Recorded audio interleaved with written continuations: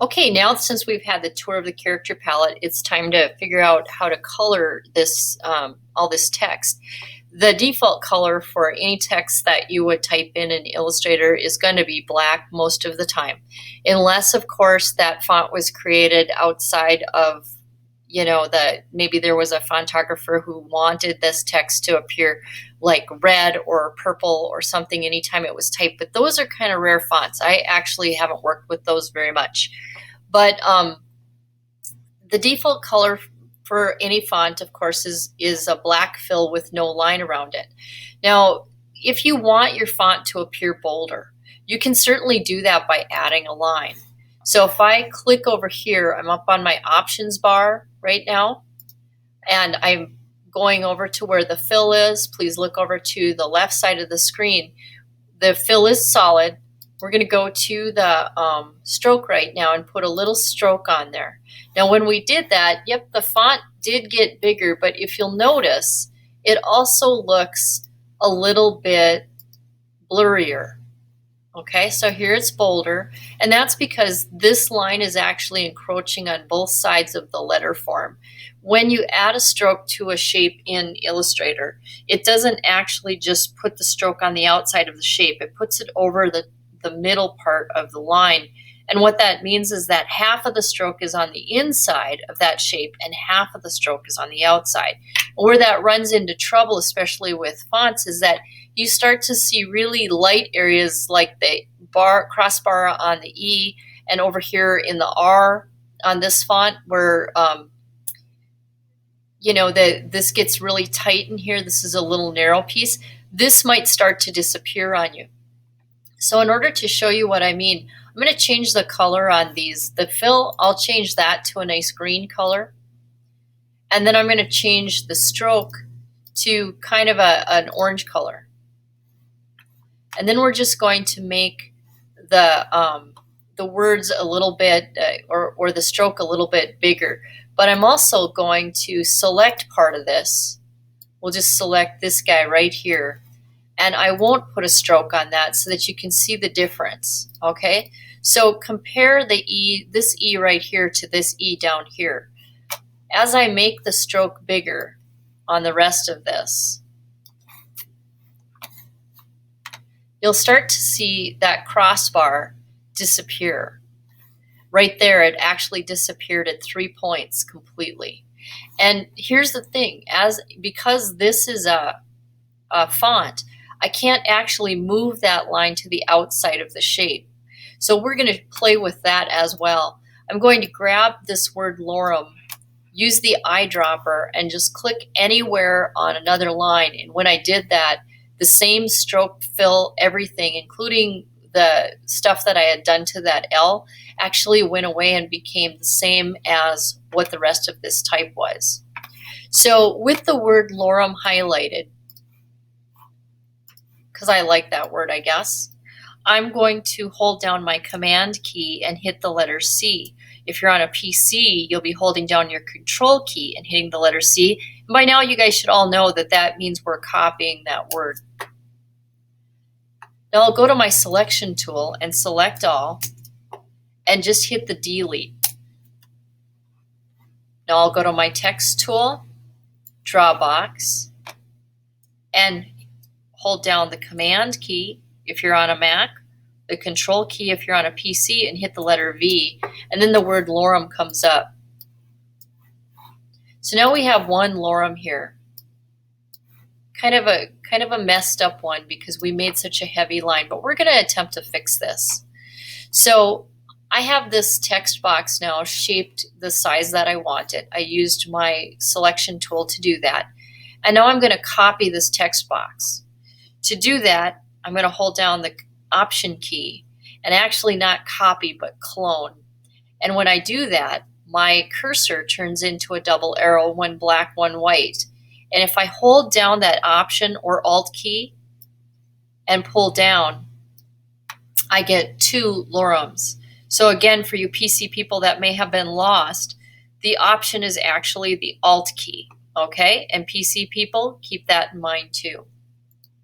So now this guy here is still a font. When we look at these in wireframe, Command if you're on a Mac, Control if you're on a PC.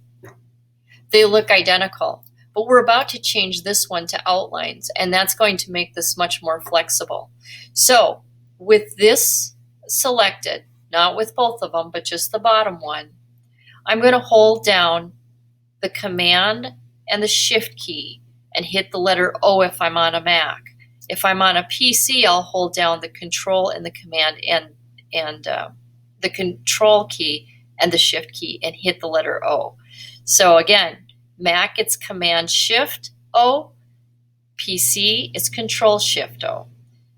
So we're holding this down, and I'm going to hit that. And when I do, you'll notice that this became an outlined font. Now here's the cool thing about Illustrator. Most of the programmers speak English. So when they came up with these quicker macro keys, a lot of the times the key that you'll hit along with a command or a control or a shift will be kind of the first letter of what it is you want to do. In this case, create outlines. So that's why we held down Command Shift and the letter O, or Control Shift and the letter O. Now these look very different in wireframe, but if we come out of wireframe, Command Y if you're on a Mac, Control Y if you're on a PC, they look identical. The difference is that when we select them both and we go to the stroke palette, which is this, we go over to the palette dock over here on the right, and then we look for the stroke, which is these three little lines here, and click on that. There are some tools that we can use in here, and today we're just gonna focus on the align stroke. If we align the stroke to the outside, it actually goes to the outside in the lorem that we had outlined. The one that is still live, you can't actually align the stroke to anything because it's still live. The cool thing about it is that, of course, you could spell lorem with an A if you wanted to, or if you wanted to change the font, you can still do that right up here. So we could get a new font in there if we wanted to. Over here, however, you cannot change the spelling or add a new font because this has been outlined.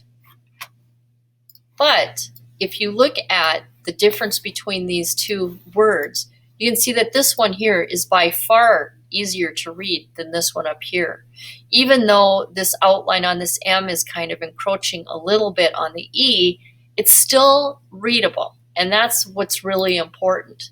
So adding a heavy line to a font is not always the best thing to do unless you can move it to the back.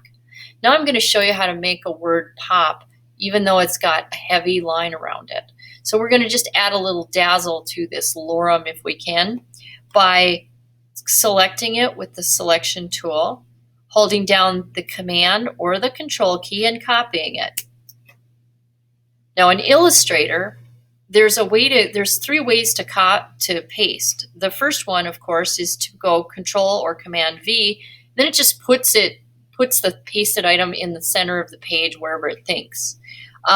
Or you can actually say, I want you to paste in front of this thing or directly behind this thing.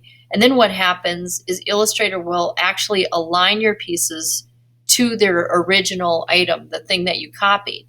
So in this case, we're going to paste in front. And again, those programmers, bless them, they spoke English. So you can hold down either the Control key if you're on a PC or the Command key if you're on a Mac and hit the letter F. When you do that, you get another lorem exactly over the one that you had before. And actually, if you go look at this in layers, you can see it right here. These are those two. So we can turn them both off and there they go. But there's two of them. We want to make sure that we have the one on top selected. So this is the selection area in layers. We remember that hopefully from drawing. And if I hit the bullseye on the group that's on top of this, that means that the top one is what's selected. Now I'm going to go over to the line here and switch it from that gold color to a white color and then give it a smaller stroke.